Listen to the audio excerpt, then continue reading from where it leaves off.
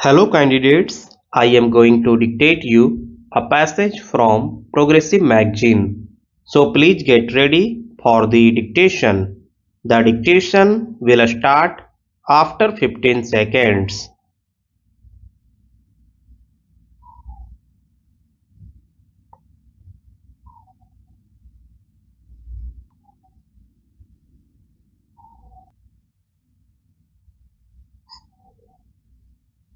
This year we have commemorated the 75th anniversary of the Dandi March, inspired and led by Mahatma Gandhi in a variety of ways. Thousands of admirers and followers of Gandhiji from India and overseas reenacted the famous Dandi March.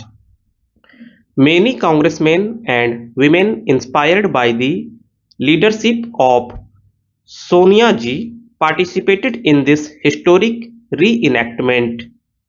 Our government issued a special commemorative postage stamps.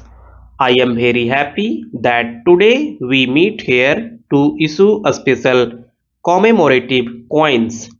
I compliment my colleague, the Finance Minister, for the initiative he has taken in this regard. We all salute Mahatma Gandhi for the courage of his conviction and the power of his symbolism. Holding up a feast of salt from the soil of Mother India, Gandhiji made British rule unpalatable. It was a historic moment in the creation of free India. I have spoken on several occasions during this year on the significance of Dandi March. The Dandi March was not only a march for independence, it was also a march for the uplift of the poorest of the poor, the emancipation of women and their empowerment, the removal of untouchability, the assertion of the right of our people over the natural resources of which they are the inheritors and honors, the establishment of unity of people professing diverse faiths, and above all, it was a march for our spiritual regeneration. It was also a march of unity of all Indians, irrespective of caste and religion, language, and region. The inclusive nature of our national freedom movement created the foundation for our inclusive democracy, of which we are justly proud. By following Gandhiji's life and deeds, by recapturing the spirit of his ideas like Dandi March, we can build the India of Gandhiji's dream, an inclusive and prosperous India. In celebrating the anniversary of the Dandi March, we must remember that our leaders wanted to free us from foreign rule and from a mindset of dependence. They wanted each one of us to stand for our own rights and take pride in our being Indians, the children of Mother India. The idea of self-reliance is important even today. However, self-reliance does not imply pursuing a policy of exclusive. It does not mean cutting ourselves away from the world. Self-reliance in the modern world implies the ability to pursue one's interests with self-confidence and faith in one's own capabilities. Let me begin by expressing my sincere gratitude to my leader and to each one of you for this interaction.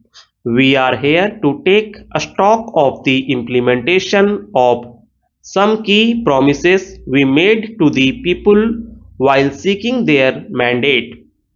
We were returned to power at the center not just on a wave of resentment against the NDA, but equally on a wave of hope and faith in our ability to provide a government that cares. It was a positive vote for a secular and a liberal government, a forward-looking and modernizing government, an inclusive and transparent government.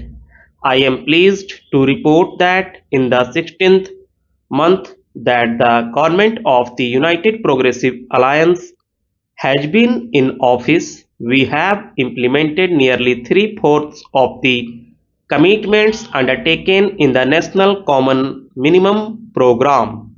The most important contribution of our party in government has been to bring the nation back to the politics of moderation and the economics of equity and development. The weaker sections of society, the marginalized, the depressed, the minorities feel a new sense of belonging and ownership in the destiny of our nation.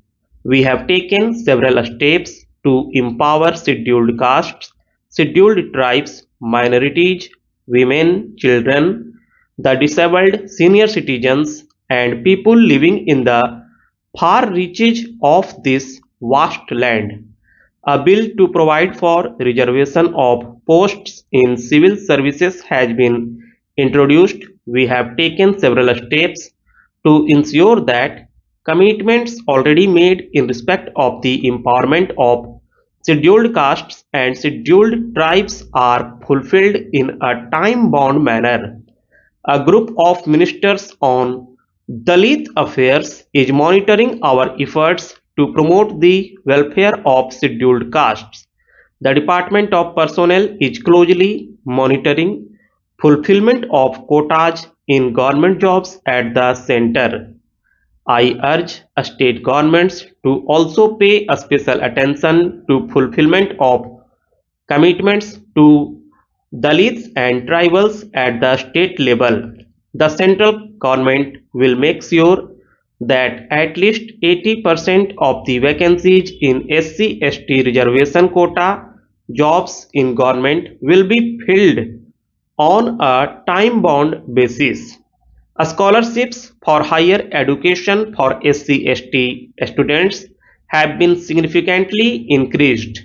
A high-level committee is putting together information on the social and economic status of the minorities in India.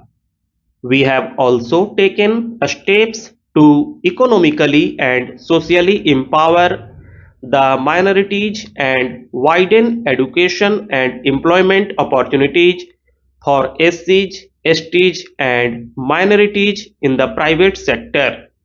We propose to come forward with a new 15-point program for the welfare of minorities with specific timelines and targets in the future.